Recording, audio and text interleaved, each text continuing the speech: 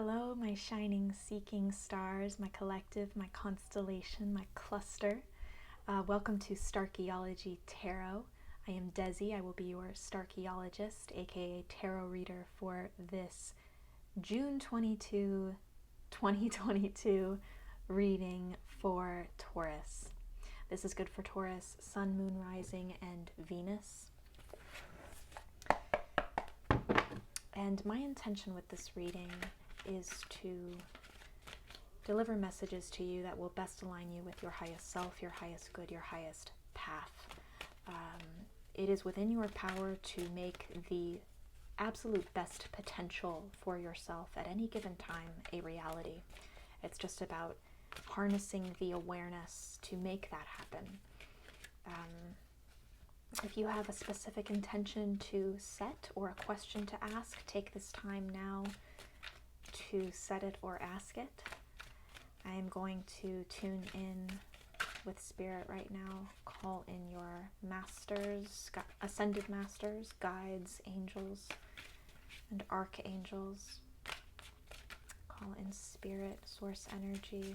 What are the messages for Taurus for June?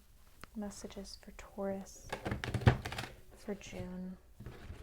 What are the messages? Divine messages for Taurus, Sun, Moon, Rising, Venus for June 2022. Messages for Taurus. Taurus for June 2022.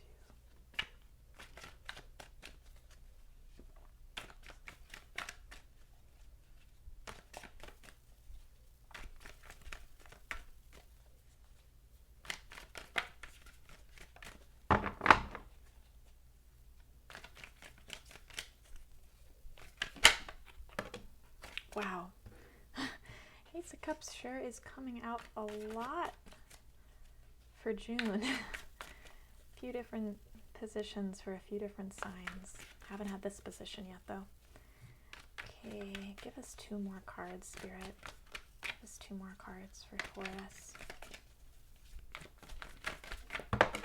Okay. Knight of Wands in reverse. Oh my gosh, you kind of flipped out. Gosh, I'm only doing 3 cards, but I'm kind of called to get one more clarifying card for that Five of Swords. I feel like there was something else that wanted to come out. Okay, one more for Taurus. The Emperor in reverse. Okay, Taurus. So we have the Ace of Cups. We have the Knight of Wands in reverse, the Five of Swords in reverse, and the Emperor in reverse. Oh, Taurus. This might be a challenge for you, a great challenge for you, let me say, for this month. Taurus, you are, wow, your heart is anew in June. Something is filling your cup in June. It could be a new love, a new relationship, a crush. Could be a friendship blossoming. It could be feeling passion for someone or something in your life, an activity, a hobby, a mission, a purpose, a goal, a dream. Whatever it is filling your cup, and it's grounding you so much in the present moment. That's what Ace of Cups energy really does. It just brings your world right to the here and now, because you experience that full cup, and fear of everything outside the present moment vanishes when we feel this kind of oxytocin burst.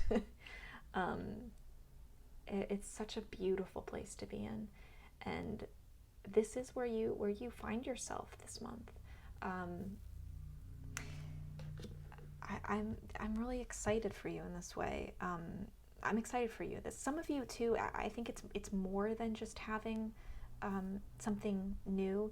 It's clarity of the heart. Some of you, it's like maybe you've been your heart has felt confused about something, and this is like a newfound emotional clarity, a heart clarity, the fog lifting on your 4th chakra, off of your 4th chakra, I guess I should say. feeling that it open up in a way, and just having a lot of clarity and emotional alignment that happens. Some of you, this is like a new beginning, maybe not dependent on a new love, a new thing, a new passion for someone or something, but it's completely internal. It's like, for whatever reason, your heart is reborn in June. And I would venture to say that all of you have many different reasons for why your heart is reborn in June, but there's no doubt that there is a kind of emotional rebirth that is happening, like a fresh, clean slate of the heart, a new beginning. And it wipes away, old scars. It wipes away old wounds.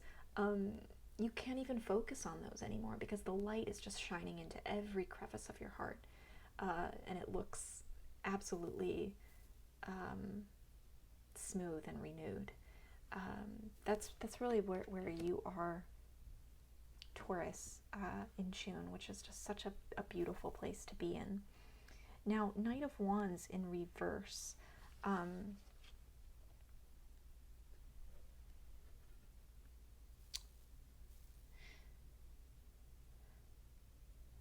So what I'm seeing is that this energy of action, gut, like instinctual action, is blocked for you in June.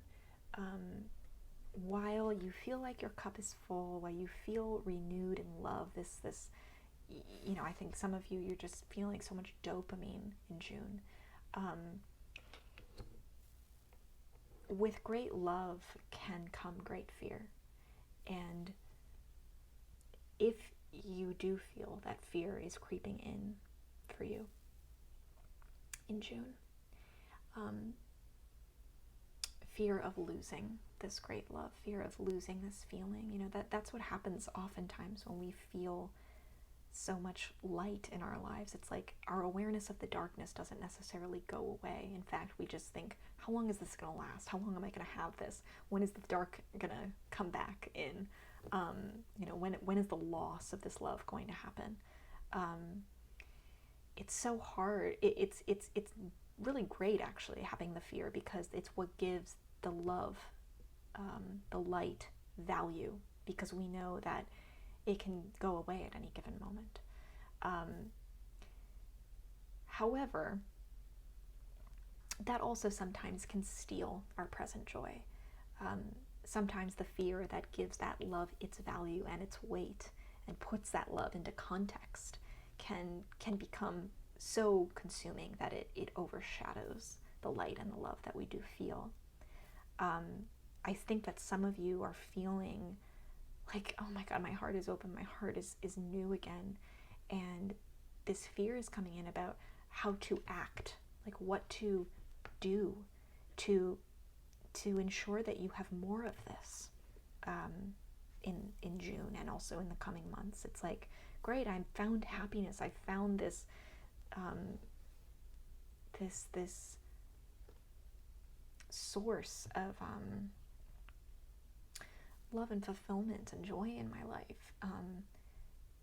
It kind of is almost paralyzing because it is so good, because it's like it's this blinding force of love in your life that's almost shocking to some of you. It's shocking to your system, and so you go, now I'm paralyzed. I don't know how to act. I don't know what to do with this, because I want to make sure I don't screw it up. I don't want to lose it. I don't want to say the wrong thing or make the wrong move, make a mistake that maybe I made in the past. And so it's totally blocking your ability to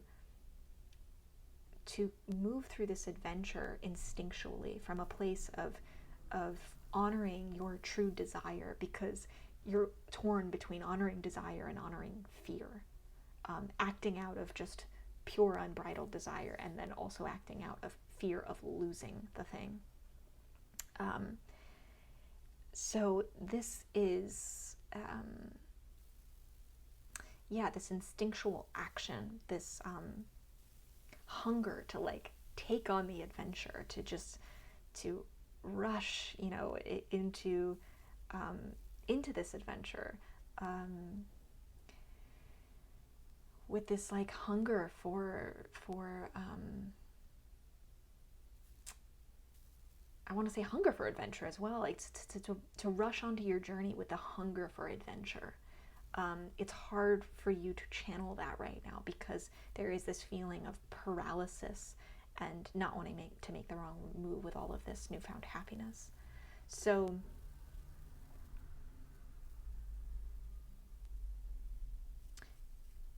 yeah, so that's really the challenge that I'm seeing for you in June. um, Knight of Wands channeling, getting back in touch with your desire as your compass, um, acting out of duty to yourself, serving yourself and those around you, um, nobly, and using our desire as a way of doing that. We do that with our passion. We do that with our purpose. We often forget that sometimes the thing that we want to do most of all, the dream that we have, I want to sing, I want to be an artist, I want to be, you fill in the blank. I want to work with horses, I want to be a therapist, I want to be a social worker, whatever that is. Um, whether it's directly helping people or not, we often think like our desire is selfish. But Knight of Wands energy is very much like serving your desire actually serves others as well. It's the whole idea of dharma, if you're familiar. Serving your highest desire, your highest purpose and mission is the best way that you serve others, because you honor this divine seed that's been planted in you. The gift that's, whether it's passion or gift, talent that's been planted in you, you honor it by engaging with it and pursuing it. That is the kind of energy that is also kind of blocked. It's turned on its head in the face of this new love beginning, this new fulfillment, this clean slate, this heart clarity. And my guess is yes, because it's out of fear. Now, what's the advice? Five of Swords and the Emperor to clarify that. The advice is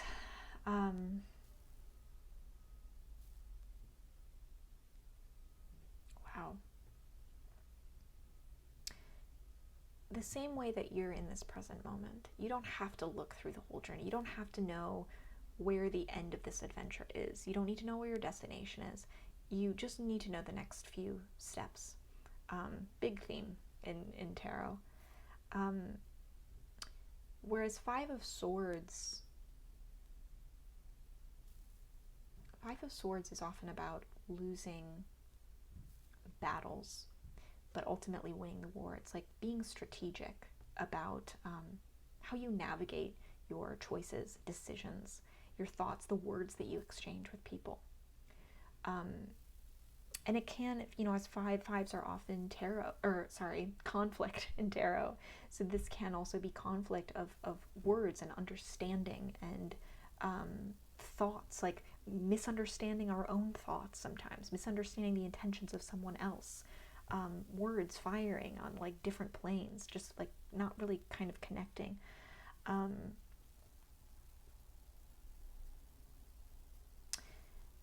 This is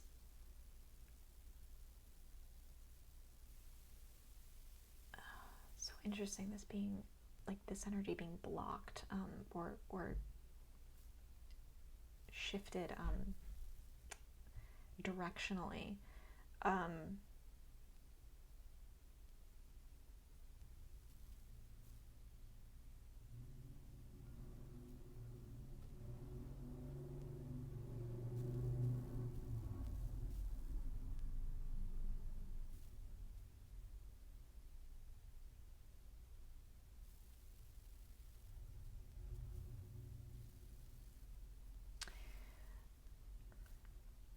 The advice here is to not worry so much about strategy, to not put so much planning and control into what you do with these battles, in order to win the war, in order to make this last forever, right? I see this as being like this destination. Like, this is, if you can make this Ace of Cups place last forever. This fulfillment lasts forever. You're winning in the long run. That's the long run. You have your eyes on the prize. But the very nature of this is transient. Ace of Cups, it's so present. And this is like saying, focus on each individual battle. Focus on one battle at a time. You don't need to think about strategy. In fact, don't plan. Don't worry so much about controlling each and every word, each and every thought that you have, to make sure that it supports the ultimate result that you want. It's really about letting go, becoming looser and more generous with your small day-to-day minute actions and the words that you do exchange, what you say, being freer in that respect, and allowing the present moment to be your guide, not something, let me rephrase that, allowing the present moment to partially control you rather than trying to control it.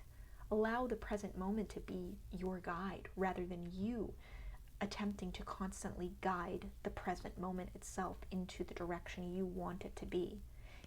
You will be surprised when you surrender to that present moment, when you surrender to that present love, and you see where that, how that directs your action. Maybe you don't need to put so much thought and planning and structure into the action that you take. Maybe you don't need to plan where this entire night adventure goes, throughout the kingdom, all your stops. Maybe you don't need to do that. Maybe you need to just worry about one place at a time, one element at a time. And that one element is always what is present. Where you only need to worry about that present moment. That's what extends the present moment. As soon as we start thinking about the future, we're pulled out of the present. So it's like when we can't plan for the present moment. We can't plan to make the present moment our future forever, because as soon as we put it in that context, we lose it. So this really is like loosening your grip of your control, your grip, your grasp, your the order around this love, this passion in your life, and not letting order be the thing that dictates your action, but really letting the present moment be your guide, letting the present moment be the thing that directs you, that moves you through each battle, and not worrying about, not strategizing so much about the present moment while you're always thinking ahead. It's like, don't think that much ahead. Relieve yourself of the burden of thinking about the future. Relieve yourself of the burden of thinking about what's ahead. Because when we try to do that, when we put that much energy into that, of making a state of fulfillment last forever, we miss the whole purpose of what the present moment is about, which that it is transient. This will change. It will come. It will go in your life. Enjoy it while it is here, and trust that no matter where it leads you, even if it does shift and change, even if you enter,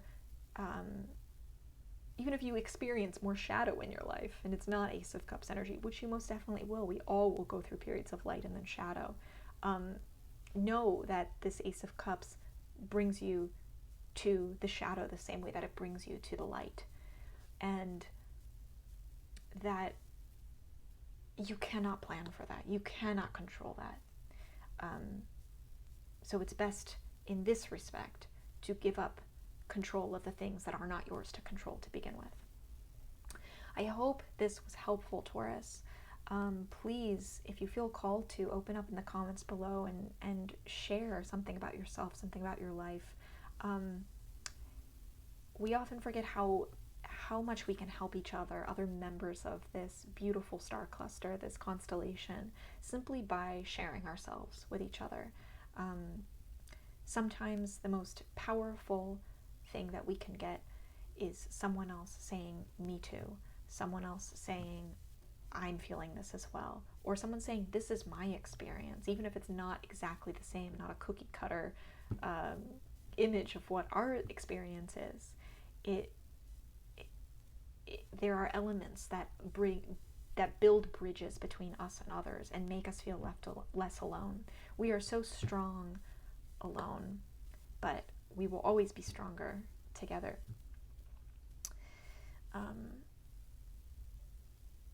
And I hope that is what this Starchaeology constellation continues to do for all members of the cluster. If you got anything out of this reading, if there were messages in here that were resonant, please like and subscribe if you have not done so yet. If you'd like to support this work and help me help you better, please consider becoming a patron. You can support me on Patreon in the link below for as little as $3 a month. If you want exclusive readings, exclusive content, there are also opportunities to have monthly personal readings with me, one-on-one, at a highly discounted rate, if you sign up for the higher tiers on my Patreon.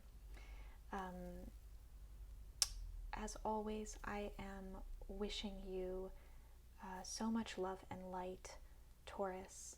I hope that you take full advantage of the potential here to truly transform and level up in June. Thank you for being here. Thank you for being a chosen member of this constellation, and I will see you next time.